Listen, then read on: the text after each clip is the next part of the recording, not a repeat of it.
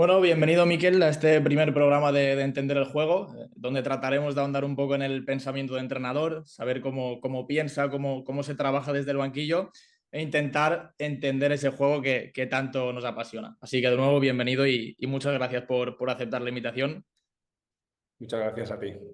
Para aquella persona que todavía no conozca a Miquel, hablamos de, y corrígeme si fallo Sí. alguna cosita, un entrenador que se formó en el Hondarribia, donde permaneces 14 temporadas en las categorías del fútbol base. Emprendes Ujú. ese viaje al extranjero, a Suiza concretamente, donde eres el segundo entrenador del Chiasso de la Challenge League de allí de Suiza. Y tras una temporada firmas por la Real Sociedad, donde en 6 años has pasado por el Juvenil División de Honor y tu último equipo fue la Real Sociedad C en segunda ref. Y esta temporada ya das el salto a esa primera federación entrenando al Real Unión. Y de momento, la campaña ha iniciado de momento con muy bien pie. Pero sí que antes de hablar un poco de esa actualidad, sí que me gustaría retroceder un poco a tus inicios y saber cuándo piensas tú que dices, quiero ser entrenador. Pues ahí hay un momento, porque yo fui jugador de las categorías inferiores de la Real Sociedad y mi último año juvenil lo hago en División de Honor Juvenil de la Real Sociedad y luego paso a ser parte del filial. Entonces, en aquella época la Real Sociedad no tenía tercer equipo, entonces del juvenil pasabas directamente al filial, a aquellos jugadores que pasaban, ¿no? Que era difícil. Entonces el equipo estaba en segunda B. Entonces, bueno, yo tuve el privilegio de pasar a la plantilla del filial de la Real Sociedad, en la que solo permanecí media temporada. Sí, porque la primera vuelta para mí fue dura, donde prácticamente no participé. Llegué a debutar en Segunda B en Zaragoza, en la Ciudad Deportiva del Zaragoza, pero solo participé ese partido y durante 5 o 10 minutos, no más. Entonces, yo lo que buscaba era jugar. Siendo un chaval joven de 19 años, lo que me apetecía era jugar. Entonces, a mitad de temporada tomo la decisión de coger otro camino, ¿no? Entonces hago esa media temporada como jugador en el Hondarribia. Entonces, al año siguiente, que yo paso ya, no pertenezco a la Real Sociedad y paso a jugar en la UPV, que era un equipo de Donosti de tercera división, ya el Hondarribia me plantea si quiero entrenar a un equipo infantil. Entonces, bueno, acepté la posibilidad de entrenar. Yo en años anteriores ya había entrenado a equipos en deporte escolar, a chavales alevines, benjamines de 9, 10, 11 años, que suelen hacer aquí en Guipúzcoa, tienen la obligatoriedad de hacer multideporte. Entonces, bueno, pues entrenabas 3 meses a balonmano, 3 meses a baloncesto, 3 meses a fútbol.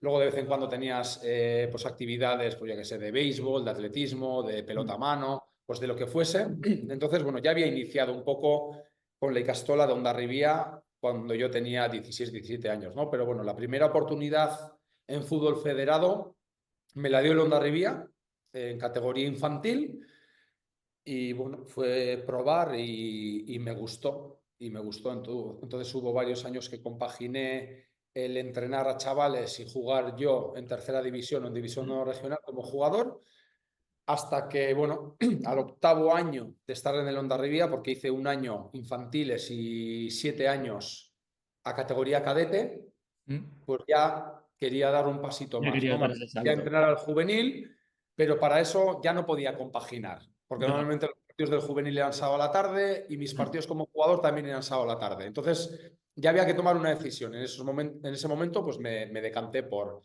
seguir entrenando, que ya había sacado los 2 primeros niveles de entrenador. Y nada, luego estuve 3 años en el juvenil de Hondarribia y luego 3 años en el primer equipo. Y ya en los últimos años, como entraron en el Hondarribia, yo ya compaginaba con mi trabajo en una empresa de circuitos electrónicos. Y llegó un momento que, bueno, la cabeza da muchas vueltas, ¿no? Yo, como jugador, no insistí. A la mínima que tuve una pequeña dificultad en el filial de la Real Sociedad, prácticamente no insistí y lo dejé. Sí, seguí jugando, pero a nivel más en el pueblo, con los amigos. Y luego pasan los años, estás trabajando en una empresa y te empiezas a arrepentir, ¿no? Cuando tienes compañeros que has tenido en el juvenil de la Real, que hay alguno que está en primera, alguno que está en segunda, otros están en segunda B, pero viven del fútbol. y tú, bueno, estás en una empresa con unas condiciones no excesivamente buenas, con horarios malos, bueno, y te empiezas a arrepentir, ¿no? Y yo siempre digo lo mismo, ¿no? Lo peor en esta vida es el arrepentimiento de algo que no has peleado, que no has intentado, ¿no? Entonces, en ese momento tomé una decisión arriesgada y valiente y Mm. quería ser entrenador. Y yo decía, pues si dentro, yo dejo de trabajar, si dentro de 3 años sigo entrenando al infantil o al cadete de mi pueblo, pues evidentemente, sabiendo lo difícil que es, pues tendré que dejar de ser entrenador y tendré que volver a trabajar en una empresa, en hostelería o donde haga falta, ¿no? Entonces tomé la decisión de dejar el trabajo y me fui a Madrid a sacar el nivel que me faltaba, que era el último nivel. Y nada, saqué aquel último nivel y tras un año de no entrenar, de no estar en activo, pero bueno, pues viajar mucho a ver a otros entrenadores trabajar, a otros equipos trabajar, para seguir aprendiendo, pues apareció la posibilidad en tan solo un año, una vez dejado el trabajo mío que tenía en la empresa, pues me sale la oportunidad de poder entrar en el mundo profesional, ¿no? Que en este caso fue en Suiza, en segunda división como segundo entrenador, ¿no? Mm. Aquella experiencia fue muy enriquecedora porque es otro país, ya es fútbol profesional, Mm. pues el tema del idioma, pues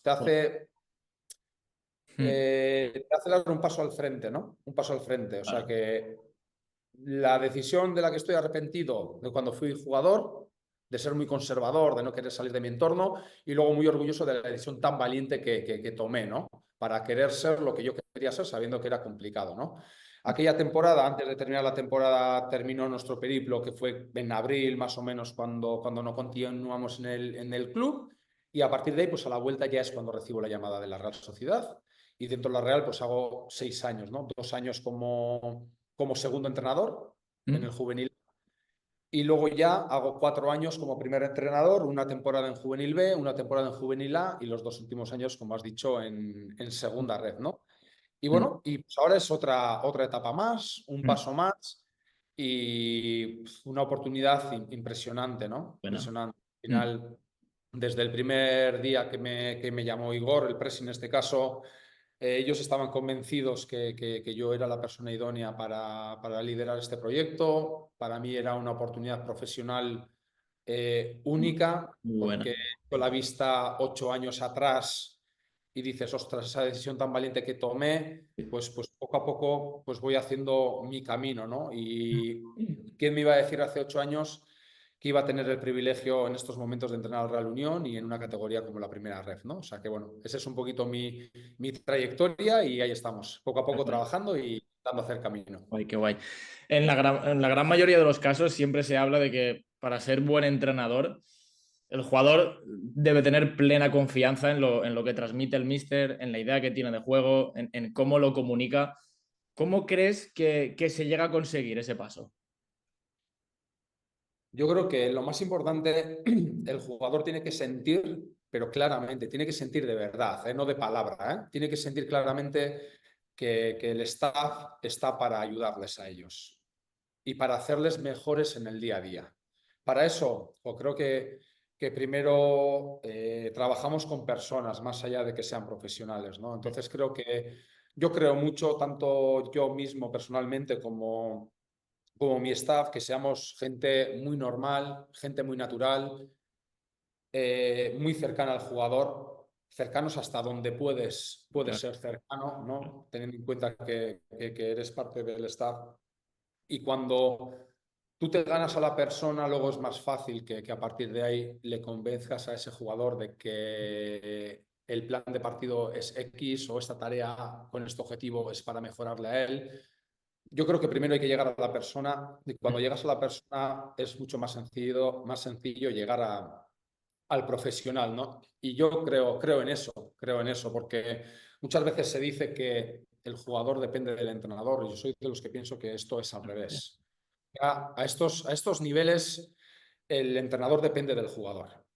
Mm. Porque como el entrenador no consiga sacar el máximo de cada uno de los jugadores, ese jugador no va a rendir. Si Mm. ese jugador no rinde, el resultado va a estar más lejos. Si el resultado no llega, la cuerda siempre se rompe del mismo lado. Y el que se va a su casa es el entrenador. Sí. Entonces, yo considero que el entrenador depende mucho de los jugadores y el último beneficiado de un buen resultado tiene que ser el entrenador. Mm. Entonces, bueno, esa es un poco la idea que tengo y la idea que tenemos en general el staff, ¿no? Y ellos tienen que sentir que en este caso los que vamos de rojo vestidos en el día a día, estamos para ayudarles a ellos y hacerles mejores a ellos, que son los protagonistas de verdad. Teniendo en cuenta que luego, pues bueno, están las decisiones, ¿no? Y hay que elegir 11 cada fin de semana y hay otros 11, porque somos una plantilla de 22, 11 que eliges y 11 que no eliges directamente, ¿no? Entonces, bueno, a partir de ahí empiezan un poquito pues, las dificultades de la gestión, pero bueno, que es parte de esto. Normal. Hemos estado hablando que has estado muchos años en categorías inferiores. A día de hoy, ¿cuántas cosas positivas has sacado de esos años? De entrenar sobre todo a chavales, a niños. Sí, pues a ver, muchas, ¿no? Primero porque eres parte de una estructura como la de la Real Sociedad, con unas ideas muy claras, con una metodología de trabajo muy clara. Entonces, creo que estos 6 años he crecido mucho gracias a la compañía y de cómo he estado rodeado en Zubieta, ¿no? Entonces, yo creo que te dan argumentos para cada día ser mejor entrenador, ¿no? Mucha gente me pregunta, ¿no? ¿Qué diferencias hay entre formación y rendimiento, que puede ser ahora ya una primera ref, que depende mucho del resultado del sábado, ¿no? Bueno, yo lo primero sigo pensando que sigue siendo formación. Sea la categoría que sea, sigue siendo formación. Porque antes te he hablado de que nuestro objetivo es mejorar al jugador en el día a día. Día a día. Entonces, eso es formación. Eso es mejorar al jugador y hacerles mejores. Eso es formar. Entonces, todas las categorías tienen sus dificultades, ¿no? Yo cuando entrenaba a Londarribía, que aquellos no eran profesionales, cuando elegías 11, los que no elegías también se te enfadaban. Sí. Porque los que están ahora contigo es el trabajo de ellos, viven de esto. Mm. Cuando entrenaba a Londarribía, la gente hacía unos esfuerzos impresionantes para llegar a las 7:30 de la tarde al entrenamiento, porque algunos venían de la universidad, otros venían de un taller, de trabajar. Había otros que empezaban el entrenamiento a las 7:30 y a las 9 se iban porque entraban en turno de noche a las 10 a trabajar y se iban antes.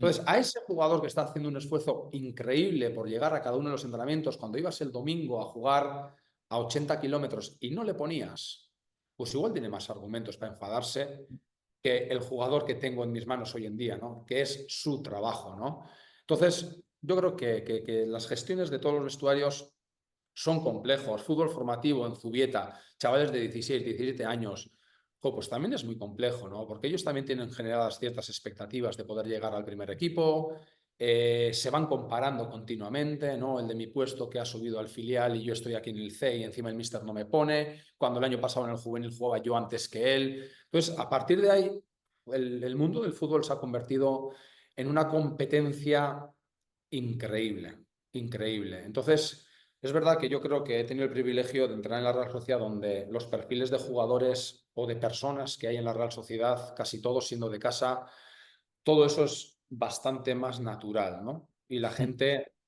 lo asume, ¿no? Porque encima se cree en el reparto de los minutos en la Real Sociedad. Entonces, bueno, más o menos sabes que si 2 semanas no juego, probablemente la tercera y la cuarta voy a jugar. Bueno, entonces Claro. todo el mundo se siente partícipe, ¿no? Pero yo creo que la gestión del vestuario en todas las edades y en la categoría que sea y en el club que sea, tiene sus complejidades. Entonces, digo, Zubieta me ha ayudado mucho para formarme mucho como jugador y luego para gestionar, ¿no? Esos egos que puedan tener ciertos jugadores jóvenes con ciertas expectativas que todavía no han hecho nada en el mundo del fútbol, pero bueno, ya el club les pone encima de la mesa X Claro. contrato de no sé cuánta duración y de... Entonces, a partir de ahí ellos ya se generan sus expectativas, ¿no? Y luego, pues, lo que siempre digo yo, ¿no? La importancia del entorno de ese chaval, ¿no? Ya sea la familia o ya sea el representante, ¿no?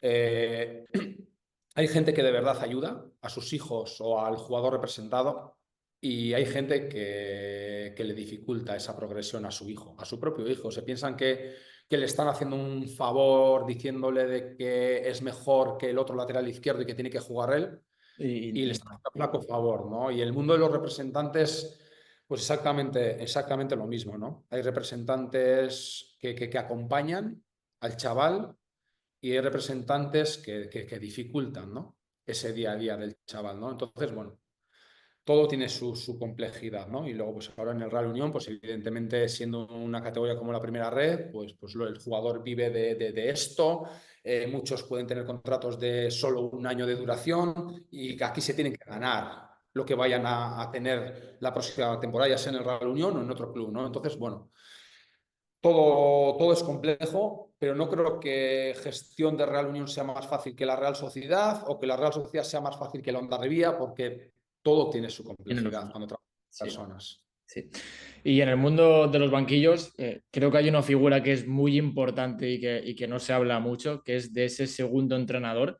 Tú estuviste en Suiza también, como bien has mencionado, en esa etapa de la Real Sociedad. ¿Cuánta importancia tiene dentro del vestuario y cómo debe ser esa relación, tanto con el equipo como con el primer entrenador? Sí, a ver, yo creo que ese perfil de segundo entrenador te da la sensación que te permite un poco más acercarte al jugador en el día a día, ¿no? Eh, bueno, yo soy partidario también que como primer entrenador me gusta de vez en cuando acercarme al jugador y no siempre que vaya el segundo, ¿no?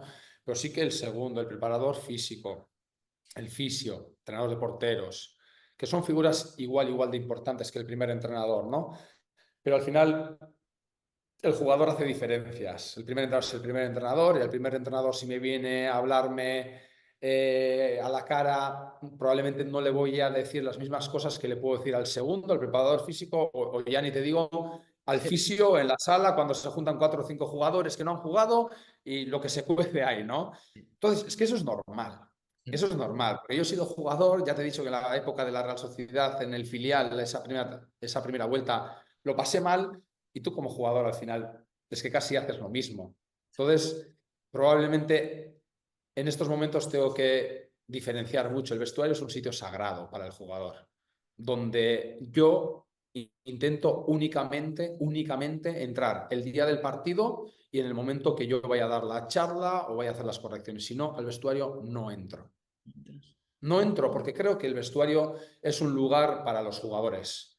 Sí, Creo que se dan muchas conversaciones súper interesantes. Súper interesantes. ¿Por qué? Porque igual yo les puedo pedir una cosa a mis jugadores de la fase defensiva y si no lo trabajamos bien, en el vestuario lo van a hablar que no tenemos claro cómo se defiende.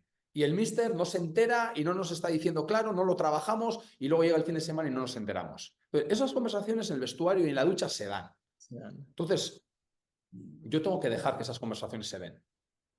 Luego, la importancia de que tengamos pues, ese grupo de capitanes, ese grupo dentro del vestuario con esa experiencia, donde de vez en cuando nos acerquemos y les preguntemos, ¿qué sensaciones tenéis? ¿Cómo van las semanas? ¿Consideráis que el staff somos coherentes? Los que os estamos pidiendo el partido del fin de semana, somos capaces de trabajarlo entre semana y la gente... Pues a partir de ahí, ellos nos pueden filtrar la información de lo que se habla en el vestuario, ¿no? Igual te puede decir, joder, pues Miquel, tenemos la sensación que nos pedís en fase ofensiva o en reinicios X situaciones que la gente tiene dudas. Joder, pues vamos a trabajar, ¿no? Porque yo desde el primer día les dije, en esa dirección staff jugador o jugadores va un montón de información y hay un montón de charlas, pero normalmente en la otra dirección no viene nada. Entonces, los entrenadores estamos para mejorar a los jugadores. Perfecto. ¿Y al entrenador quién le mejora? claro. Si yo voy a tener la sensación que la semana que estoy preparando es la perfecta, pero esa sensación la tienen que tener los jugadores, Sí, no yo.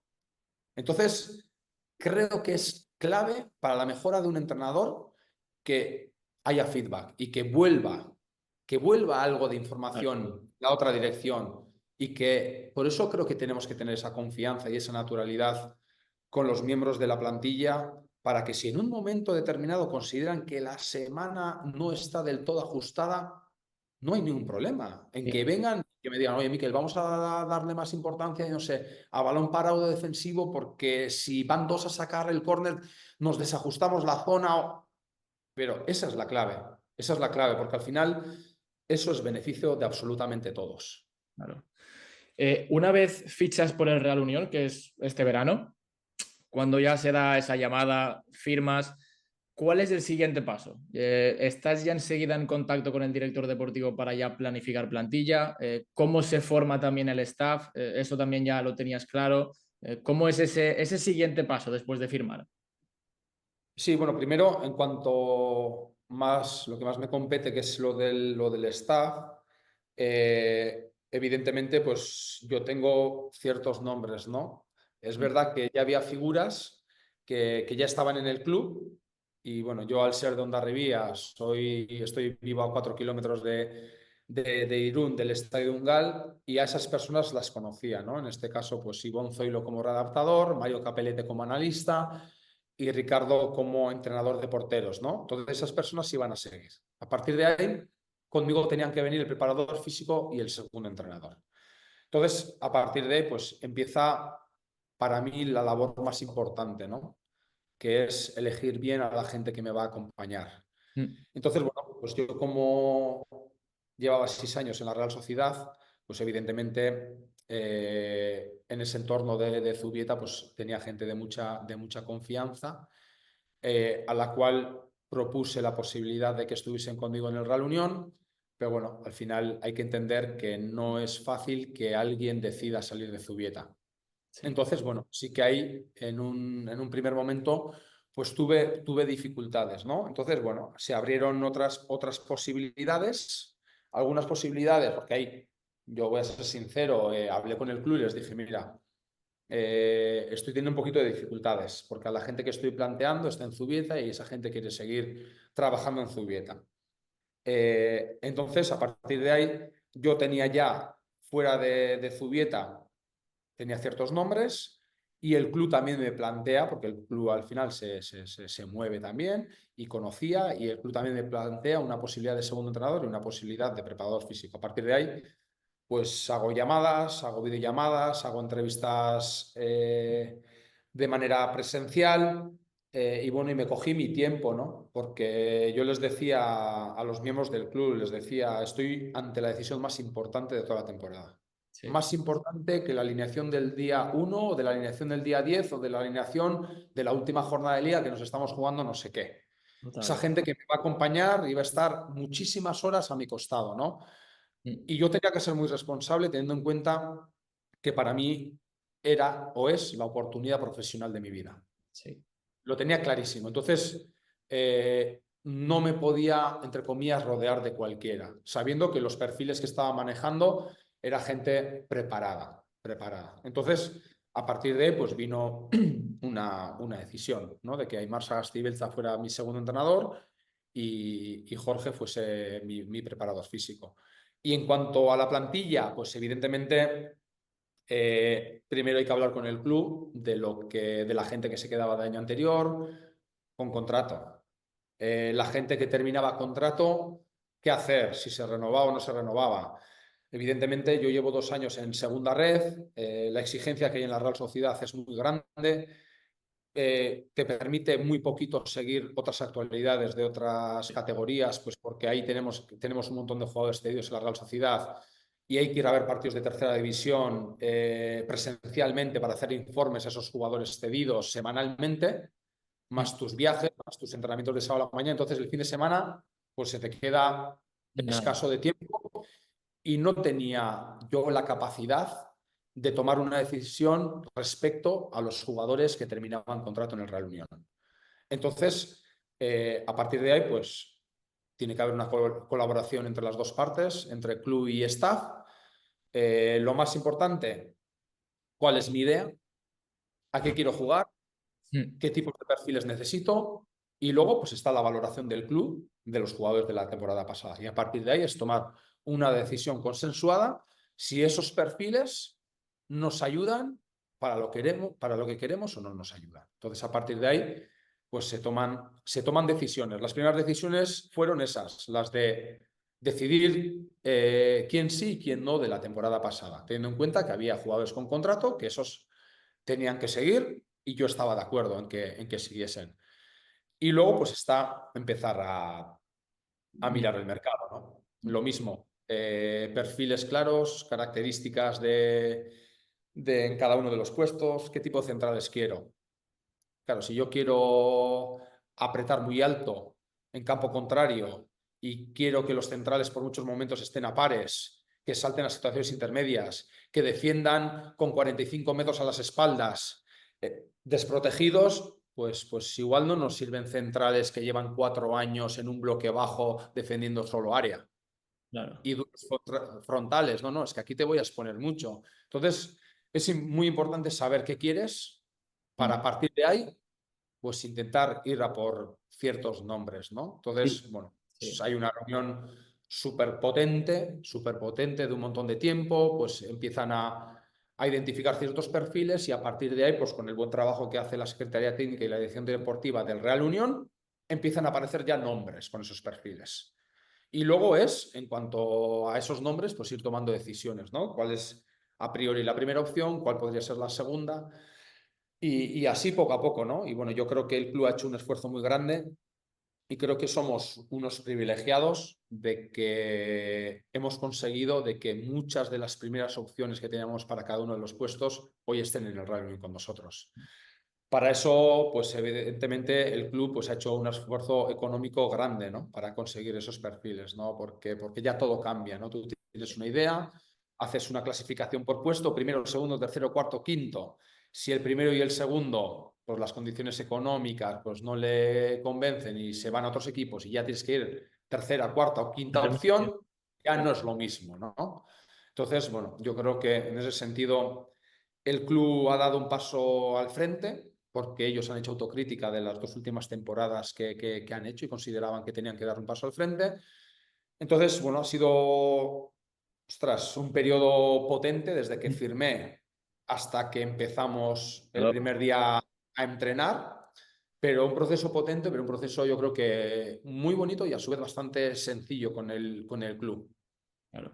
Y hablando un poco de esos perfiles de jugadores, de la identidad de juego que el entrenador quiera plasmar sobre el campo, estamos en una categoría, unas categorías que es muy complicado mantener ese grueso de la plantilla durante, yo diría que incluso más de una temporada ya es muy complicado.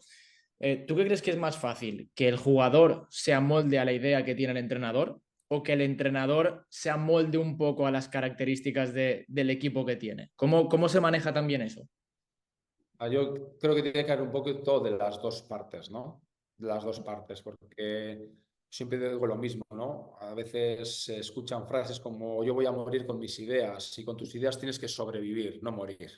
Mm. Entonces, si tú tienes una idea clara de juego y ves que por lo que sea no has acertado en los fichajes o el equipo está en una mala dinámica, el entrenador algo tiene que modificar y se tiene que adaptar. Eso es así de claro.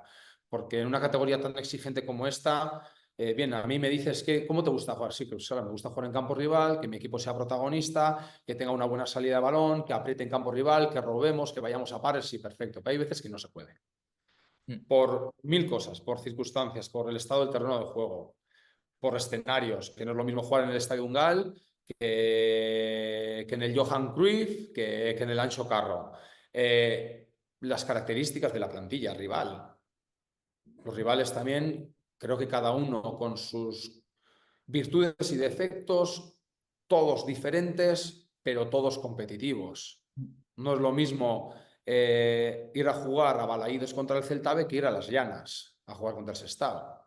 Nada que ver. Entonces, ¿cómo no te vas a adaptar? Es que es imposible. O te Mm. adaptas o mueres. Sí. Entonces, ahí es importante también que dentro de la plantilla pues tengamos jugadores de diferentes perfiles, ¿no? Claro. Porque yo soy de los que pienso, ¿no? Bueno, este fin de semana no hemos jugado en Tarazona porque el campo estaba Sí. en malas condiciones y se suspendió. Pero aquellos 11 que elegí hace una semana para intentar ganar en el Estadio Ungala la Morevieta, probablemente no tienen que ser los mismos que eliges para intentar ganar en Tarazona. Mm. Entonces, hay gente que está encantada con sacar un 11, ganar y repetir 11, ganar y repetir 11. Yo creo que los mismos no me valen.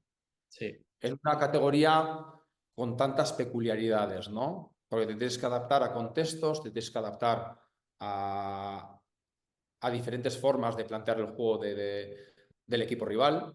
que no es lo mismo el Tarazona o el Sestao, que te juegan contra la última línea y te cargan con 2 puntas continuamente y hay que defender el área y porque centran a la mínima que pueden, pues que equipos filiales, ¿no? Que igual son mucho más competitivos, que te ganan línea de fondo y aún y todo todavía la pisan y dan un pase para atrás. Igual no son tan poderosos en área, pero son muy fuertes en todo lo que ocurre de área a área, ¿no? Entonces, creo que a partir de ahí es importante, si nosotros tenemos 2 laterales derechos o tenemos 2 nueves o tenemos 2 extremos izquierdos, que las características no sean las mismas. Claro, Y a claro. partir de ahí ser un equipo pues muy rico, ¿no? En cuanto a opciones, en cuanto a formas de actuar, porque igual necesito de vez en cuando que un segundo punta sea súper profundo y parta de tercera altura, y hay veces que necesito un interior clarísimo porque quiero generar superioridades dentro, ¿no? Entonces, bueno, yo creo que lo que te he dicho antes, ¿no? Creo que lo que hemos firmado era lo que queríamos firmar en la mayoría de los puestos, Bien. y eso creo que es muy importante y eso es lo que nos da esa versatilidad para adaptarnos ya no solo a diferentes contextos o a diferentes partidos, porque considero que los primeros 30 minutos contra la Moribita no tienen nada que ver con lo que sucede entre el 30 y el 60 o entre el 60 y el 90, porque dentro del propio partido hay muchos escenarios diferentes, ¿no? Entonces, bueno, en estos momentos estamos viendo que de una semana a otra hago cambios en el 11 y el equipo está a la altura. Casi siempre, menos la jornada 1 que hice 4 cambios, en todos los demás partidos he hecho 5 cambios y durante el partido el equipo mejora. Entonces, creo que eso es muy, muy importante para el grupo. De momento estáis en esos puestos de playoff, llevamos 5 jornadas, tenéis un partido también menos, como bien acabamos de comentar por la climatología, pero ¿qué objetivo te marcas? Ya no pensando en playoff, subir, permanencia, porque yo creo que al final todos los entrenadores van a querer subir y estar arriba, sino un poco a largo plazo, ese proyecto que tú tienes en mente, pues mira, quiero sacar a gente de la cantera o quiero hacerme fuerte en casa y que no puedan sacar ningún punto los equipos que vengan aquí, hacerme fuerte en defensa. ¿Cuál es ese proyecto que tú tienes un poco en la cabeza? Bueno, es verdad que has comentado el tema de la cantera, ¿no? Nosotros hemos tenido una pretemporada, nos ha costado cerrar la plantilla, más de lo que a priori pensábamos, ¿no? Entonces, nosotros teníamos una pretemporada diseñada por el anterior staff, que estuvo cerca, muy cerca de renovar, y al final no renovó. Entonces, teníamos 8 partidos amistosos, estuvimos muy condicionados con muchísimos partidos y bueno, adquieres ciertos compromisos con otros clubes y hay que aceptarlo y te tienes que adaptar, ¿no? 8 partidos amistosos con una plantilla muy, muy corta, tuvimos que echar mucha mano del filial. Y más de una vez lo he agradecido, ¿no? Todo lo que nos han ayudado para el reparto de cargas, pero quiero que, y los chavales del filial que han estado con nosotros, se lo he dicho varias veces, quiero, y el club lo sabe, quiero que los jugadores del filial no solo estén para ayudarnos en momentos puntuales, en partidos amistosos, para que no se me lesione un jugador del primer equipo. Quiero que esa sensación que tengan ellos sea real, de que esa posibilidad existe de verdad. En estos momentos hay 2 jugadores del filial que hacen toda la dinámica semanal con nosotros, por el momento porque no hay lesiones, en el momento que haya alguna lesión, pues en lugar de 2 pasarán a ser 4. Y si en un momento determinado tienen que entrar en convocatorias, tienen que entrar en convocatorias. Si nos tienen que ayudar, nos tienen que ayudar. Entonces, ese es el objetivo un poco, ¿no? Prepararles a ellos para intentar que en 1, 2 o 3 años, pues si somos capaces de 2, 3 jugadores del filial den el paso al primer equipo, creo que ese sentido de pertenencia es importante que los juveniles, que los cadetes, que los infantiles sientan que estar en la plantilla, en la primera plantilla del Real Unión es algo real, ¿no? Es algo real. Entonces, ese objetivo lo tenemos claro y a partir de ahí está la cercanía que tenemos, pues viendo sesiones de entrenamiento del filial, viendo la competición, no porque nos está coincidiendo los horarios, pero sí luego, como graban los partidos, viéndolo. Entonces, eso lo tienen que sentir. En cuanto a objetivos deportivos, es que soy entrenador. Es que no puedo mirar ni a diciembre, ni a enero, ni a febrero. Es que igual no estoy. Me llevo. Es que igual no estoy. Entonces, es que el objetivo en estos momentos es preparar esta semana al máximo para competir el sábado contra el Sestao e intentar ganar.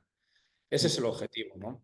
Y luego, pues como bien has dicho tú también, es generar ilusión, ¿no? En la afición, ¿no? Yo considero que el Estadio Gal tiene que ser un campo difícil cuando vienes como visitante. El día pasado contra la Morevieta no conseguimos ganar, apretamos los últimos 20-25 minutos una barbaridad, tuvimos un montón de ocasiones, bueno, no acertamos, pero el público empujó un montón. El primero que tiene que dar el paso, evidentemente, es el equipo tiene que transmitir.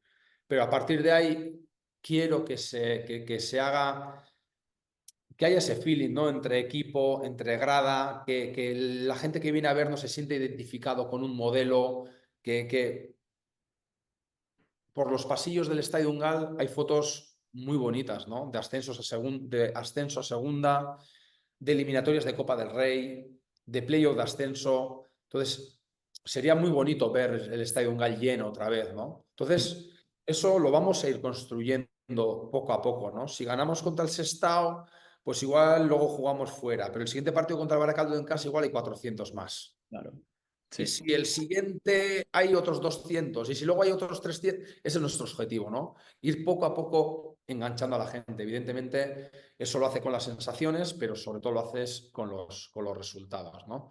Entonces ya te digo que el objetivo no podemos mirar más allá porque a mí no me gusta vender ilusión, ¿no? Porque vender ilusión sería decirte, jo, pues nuestro objetivo es hacer playoff. Ya, pero ¿eso qué es? Es ir generando cosas poco a poco, ¿no? Primero, desde staff a plantilla, generar ilusión, que ellos sientan de que el staff está organizado, de que el staff trabaja para ellos, que el staff diseña semanas con sentido, que el staff diseña planes de partido en los cuales tiene capacidad de acertar.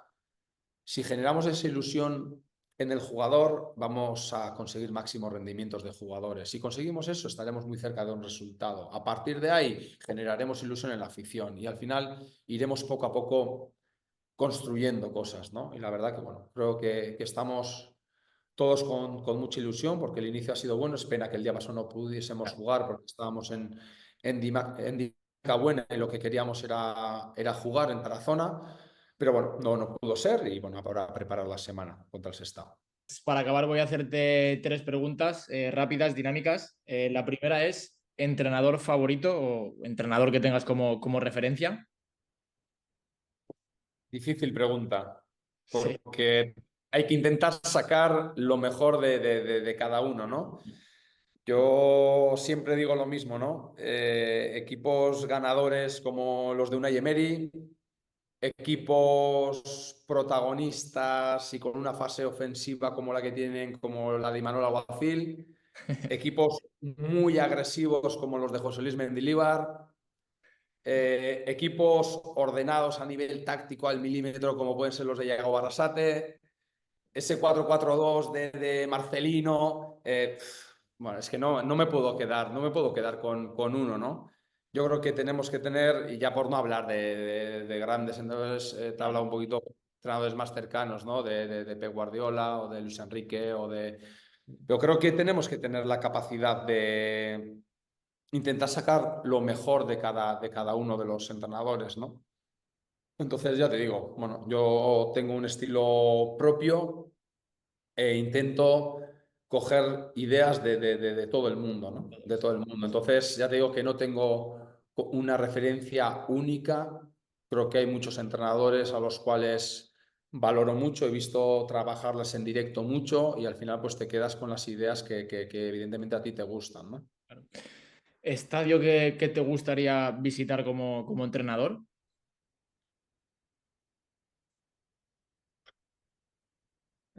Pues no lo sé, ¿no? Es complicado, ¿no? A mí se me hace... Me gusta ser súper realista, ¿no? Súper realista. Y el año pasado estuve en segunda red y, por ejemplo, jugar en las Gaunas fue muy especial. Claro. Había muy poca gente, pero jugar en las Gaunas fue muy especial. Este año el debut, que fuese en el Johan Cruyff, creo que fue muy especial. Mm. Y no quiero hablar de ningún campo ni de segunda ni de primera, ¿no? Hace falta irse hasta allí. Sí, creo que le estoy dando mucho valor, ¿no? Este año, primer partido de Johan Cruyff, sales ahí al centro del campo 1 hora y media antes y dices, wow, ¿dónde estoy, no? Qué pasada. ¿Dónde me toca debutar en primera red, no? Y así en cada uno de los estadios, ¿eh? Y evidentemente, cada vez que juegas en casa aquí en el Estadio Gal, ostras, sientes algo diferente, ¿no? De que estás en tu casa, ¿no? Pues yo creo que este año pues tendremos estadios muy bonitos, ¿no? En Zamora, en Ponferrada, en León. Yo creo que hay estadios donde en Salamanca, Unionistas, donde va mucha gente. Quiero disfrutar de cada uno de los escenarios sin decir, "Jo, me gustaría entrenar no sé dónde". Bueno, me gustaría entrenar en los campos que voy a tener este año, que considero que ya es un privilegio para mí, viniendo de donde vengo. Guay. Y por último, en tu trayectoria como entrenador, ¿qué partido piensas y se te viene como una sonrisa? Ya no hace falta ni que haya sido una victoria, sino que durante la semana lo hayas preparado y haya salido a la perfección y digas, hostia, ¿qué recuerdos guardo de ese partido? Pues mira, por la complejidad, el año pasado tuve el honor de ser el entrenador de la Real Sociedad en la Youth League. Mm. Eh, Aparte de que es una competición muy especial, que por desgracia la Real la puede jugar cada muchos años, pues el año pasado me tocó y eran unos contextos complicados para nosotros, ¿no? Porque los partidos de fuera de casa nos tocó los 3 partidos martes y los 3 de casa miércoles. Hacíamos una selección entre 3, incluso a veces 4 equipos. El filial, el C, el juvenil A y a veces alguno del juvenil B. Entonces, era un contexto súper exigente en el sentido de que hacías un entrenamiento el lunes y viajabas. Sí. Y los propios Eh, jugadores del filial con el del juvenil B no se conocían mm. los unos con los otros. Y tú, en una sesión, tenías que intentar hacer un plan de partido. Y me parecía el contexto, súper difícil, porque cada uno venía Claro. de su realidad. Algunos venían de venir de Tarragona, de no jugar con el filial y aterrizaban y de repente tenían que entrenar con el equipo de la Youth League. El del juvenil había jugado y había ganado el domingo. El del C había jugado el sábado y había perdido Sí. y no le habías puesto. Y el lunes se juntaban todos. Una ilusión increíble por cada uno de los partidos. Entonces, había una única sesión donde hacíamos un vídeo previo con un análisis del rival que nos íbamos a encontrar para intentar anticipar lo máximo posible, para intentar competir lo mejor posible. Y a partir de ahí, nuestro plan, en alguna animación o con algunas imágenes, era ir a campo, hacer una sesión que no te podías exceder casi de 1 hora y cuarto máximo porque estás en previa de partido y vienes de competir encima, y al día siguiente te tenías que poner en un escenario top Mm. de Youth, con un montón de gente cuando jugábamos en Zubieta lleno, contra rivales como el Inter, con el Benfica, escenarios súper exigentes, y creo que el equipo compitió de una manera impresionante. Mm. Impresionante. Estuvimos a muy poco de clasificarnos. El último día jugando contra el Inter de Milán, allí en Milán, si llegamos a ganar nos clasificamos. Creo que hicimos el mejor partido de toda la fase de grupos y con un penalti perdimos 1-0. Ostras. Y allí fue lo mismo. Hicimos un entrenamiento el lunes en Milán mismo, un plan de partido, una idea, Ya y jugar. aquello había que llevarlo a cabo al día siguiente casi con jugadores que no se conocían casi entre ellos, ¿no?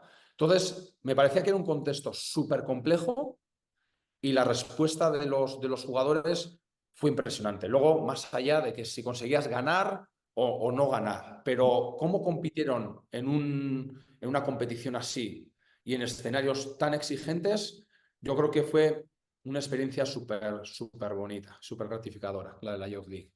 Qué guay, qué guay. Bueno, pues muchísimas gracias, como te he dicho antes, por aceptar esta invitación, el primer invitado de Entender el Juego. Y A nada, ti. ya te digo que seguro que el ejemplo que has mostrado del no arrepentirse nunca de las cosas que haces, ya te digo yo que primero yo mismo me lo tomaré a pecho y que son palabras muy positivas para seguir creciendo. Y nada, darte las gracias tanto a ti también como al Departamento de Comunicación, UNAI, que también ha hecho posible que se diera esta entrevista. Y la verdad que muy gratificante. Así que muchas gracias y Nada, gracias a durante ti durante el año. y para lo que necesites, aquí estaremos.